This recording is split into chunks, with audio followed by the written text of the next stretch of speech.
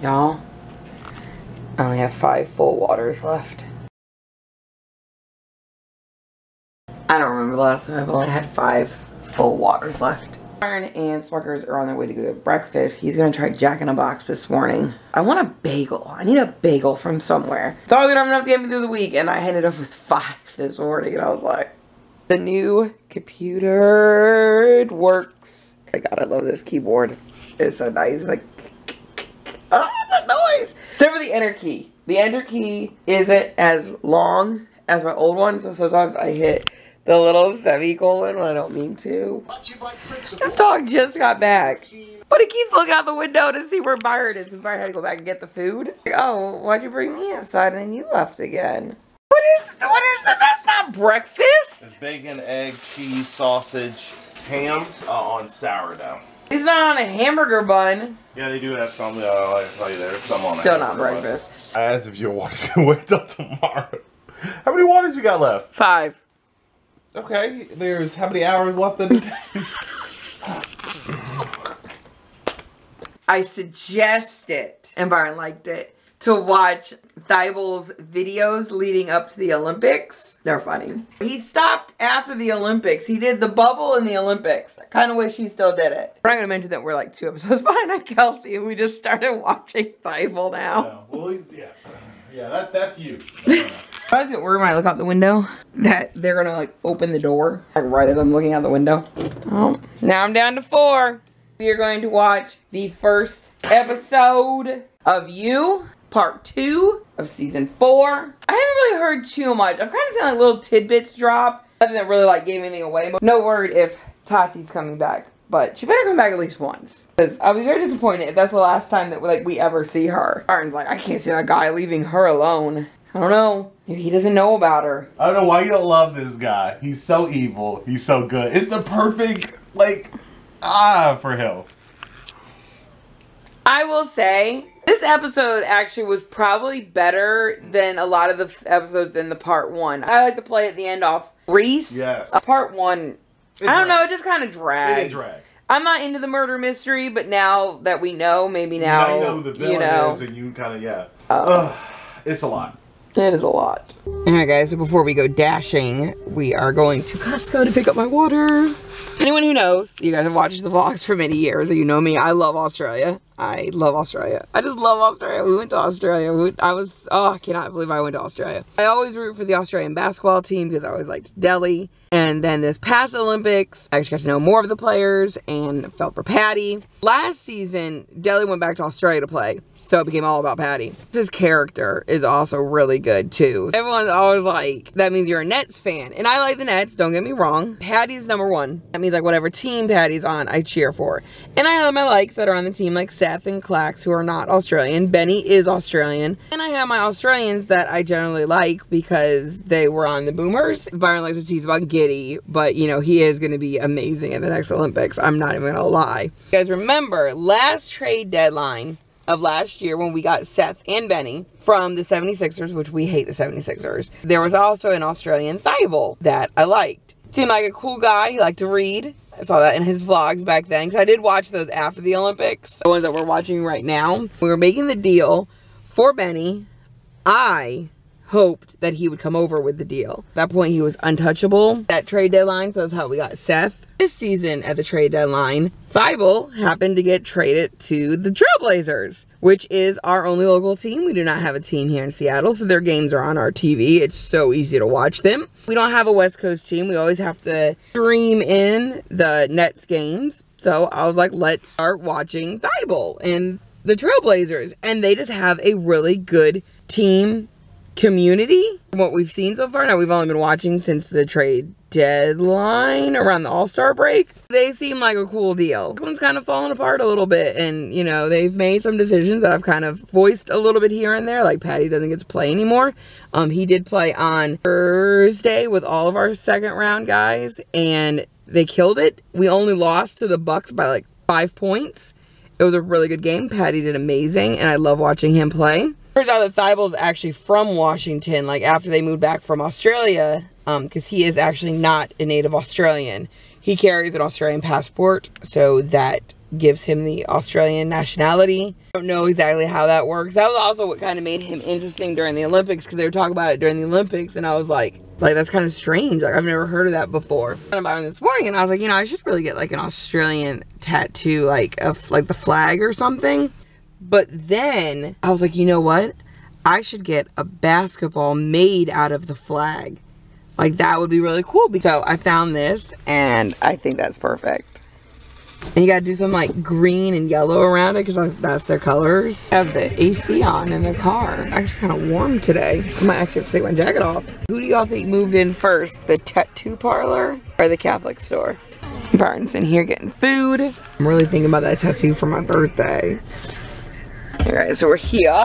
I'm taking an order. We were just at Popeyes, but apparently the order didn't go through or something. I don't know. It was weird. They were like, we don't have that in our systems. That was the first time I ran into that. That was really weird tilt. I was gonna get out and get my PB&J, but you already see that the car got this weird tilt. So I'll wait till we get to the person's house. I have 6 pages till part 3, and I have 57 pages into the end of this book. Oh my god, this is giving me elementary school memories. Oh my god, when you used to get the little sandwich, you'd pull out your little lunchbox and you'd smell it like as you pulled it out. Yo, why does this neighborhood look weird to me? I don't know why. I don't know. There's just something about it that looks weird to me. You guys remember our Burger Barn used to be a virtual restaurant? Apparently they're really popular. So we got this order for this like dessert factory. We went all around like this parking lot. We went around and around and around. So we ended up here because Barton thinks this is where it is, because this is where it told us we were there on the map. If you haven't seen our year 8 montage video to the lucky ones, go check it out. It's one of my favorites. It includes the trip across country and leaving Florida. It really is one of my favorites. They came out so good. You know, one thing I will say about Seattle, they like to put houses just up on hills, which I mean, there's a lot of hills in Seattle, but we're at this place, like there's one there. There's one back here that's got like a major, I don't even know if you can see it. It's like a major hill, like just straight up. But we found that dessert place. I just came to this McDonald's. Bart doesn't know where he's going. It was in the video. We're like, are we going to Kent or whatever? We actually ate at this McDonald's, but I didn't realize it was attached to a gas station. I was actually gonna go potty here, but gas stations, even before COVID, were not a place where I wanted to go potty. You can see like the back looks like a McDonald's. They have a playpen that looks like McDonald's, but then it's like the gas station is just like right here. It's dunk right here, Patty. David Duke did during the game where our backup players played it. Oh my god, I was like, that man needs to get that on like a poster. It looked like some Michael Jordan type stuff. Like that's what it looked like. Of course, our last order today would be a boba place that I was like, ooh, True Tea, I want to go there. I used to go to Sweet Hutch with my friend Francis when we would go to Georgia. They had this chocolate milk tea without the boba that was amazing. Can never find it anywhere. See, look at Byron's ingenuity. So we ended up getting another one from Applebee's, and it smells amazing. That also seems to be a trend. Sometimes at the end we'll get 2 orders back to back. Yes, I was telling Byron, our first order is always a far order. Then we end up in some other city, and that's where all of our orders are.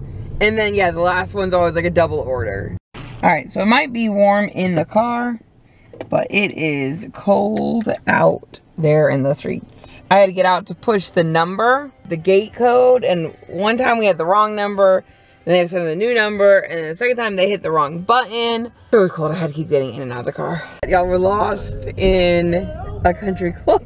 I didn't know we had country clubs up here. I mean, it makes sense. Went down one road, we went up another road, we went up another road. It's that house, but it's definitely not that house. The golf course looks so pretty. They have like a lake in the middle of it. Let me have ski-doos. Where are you going ski-dooing at? There's a lake around here. We live in the Pacific Northwest. Oh, we're back in Florida. Welcome to Florida.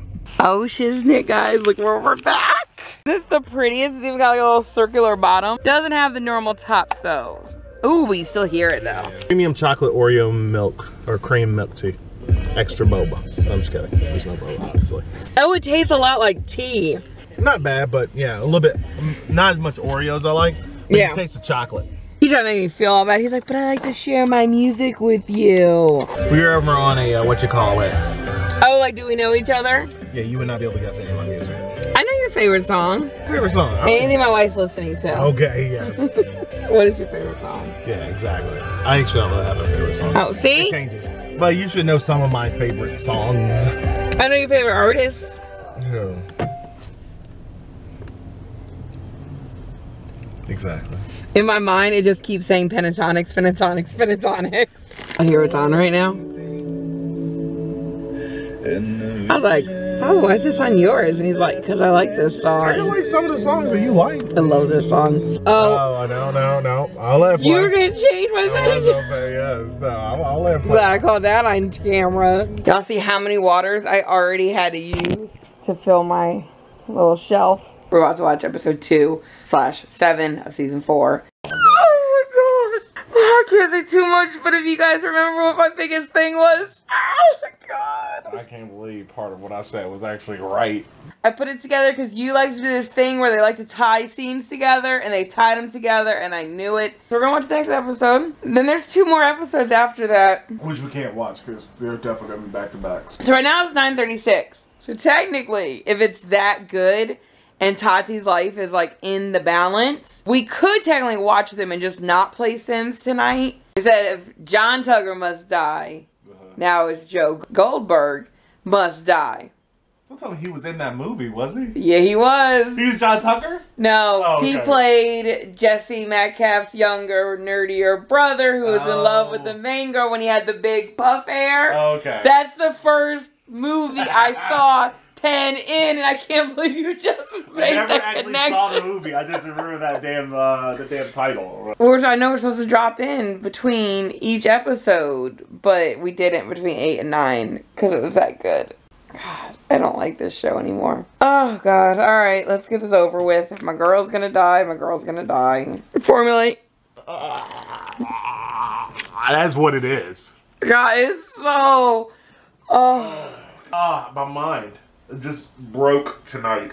Because he talked about it being satisfying, they're not going to give away. The only thing really satisfying about it was that it's so, like, you can't not give him a season 5.